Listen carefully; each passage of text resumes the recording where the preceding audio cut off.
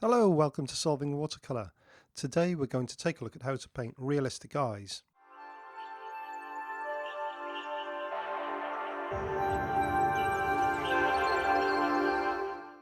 Eyes are the windows to the soul, so they say, so whether you like to paint pets or people, the eyes are the main make or break element of any portrait. And this is because eyes are a very powerful focal point in a painting. You can't help looking at them and they hold the viewer's attention. We're so familiar with the way that eyes look that when we get them wrong, the viewer will instantly know, even if they can't quite figure out why. So in order to paint realistic eyes, we first need to learn how to draw them in pencil. Eyes are often described as almond shaped, but it's more accurate to think of them as spheres with wraparound covers.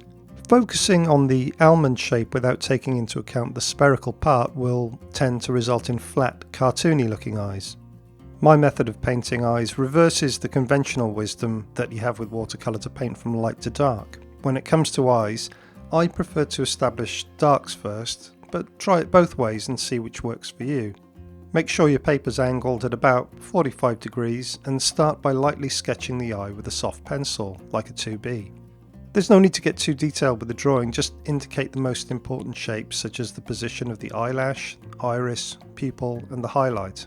Start by painting the iris. I'm using turquoise. I used a flat brush here to just carefully paint around the highlight, although a round brush would work just as well for this.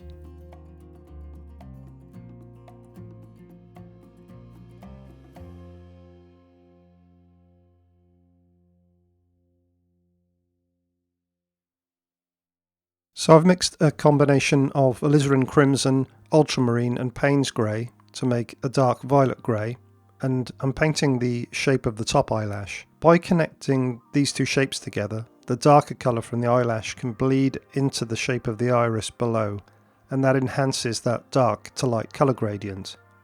My preference is a 1/4 inch flat brush, but as before, a round brush will also work perfectly well.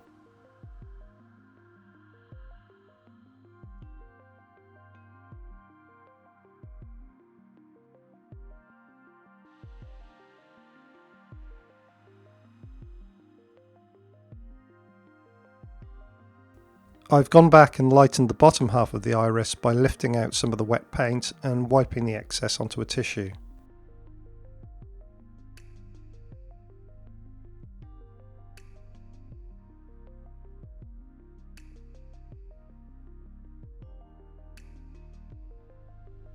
A rig is perfect for adding individual eyelashes to the basic shape. It's easier to make thick to thin strokes with the brush if you pull the brush down towards you rather than trying to push it away from you. See how the eyelashes fan out as opposed to all going in one direction?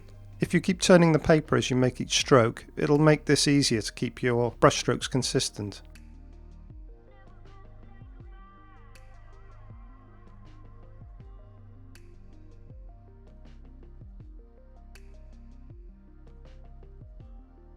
Now you can add the lower eyelashes using the same method as before.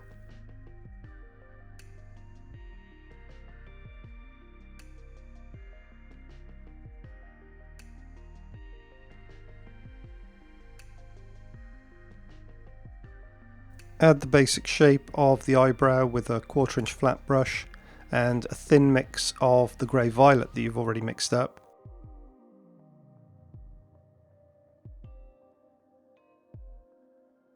Once you've established the darkest tones, it's important to make sure that the paint's now completely dry before adding more washes over the top, otherwise the colour's going to run and bleed. The next step is to apply some thin washes of flesh tone and shadow. Caucasian skin is a subtle blend of blues in the shadow areas and places where the skin's thinner, and it's more pink in the fleshier areas.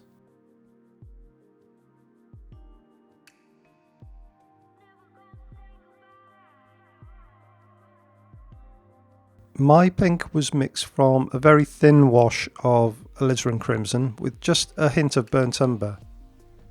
The bluer skin tones are just a thinner wash of the same grey violet that I used before. Remember that the whites of the eyes will have shadows too, and they can be almost as dark as the iris in places.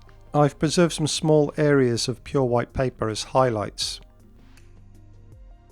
So my skin tones were a little bit too blue, so I just waited for them to dry, and I'm glazing another thin wash of pink over the top just to warm them up a bit.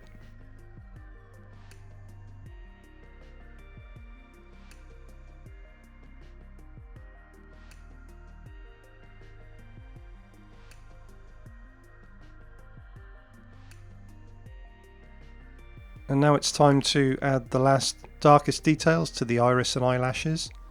Try and avoid using actual black wherever possible. I'm using a mixture of ultramarine and Payne's grey here.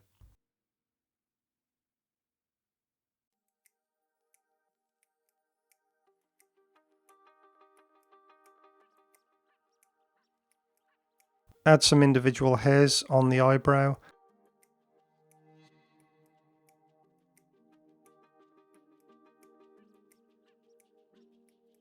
And here I'm using a small round detail brush just to put in those tiny shadows around the rim of the eyelids.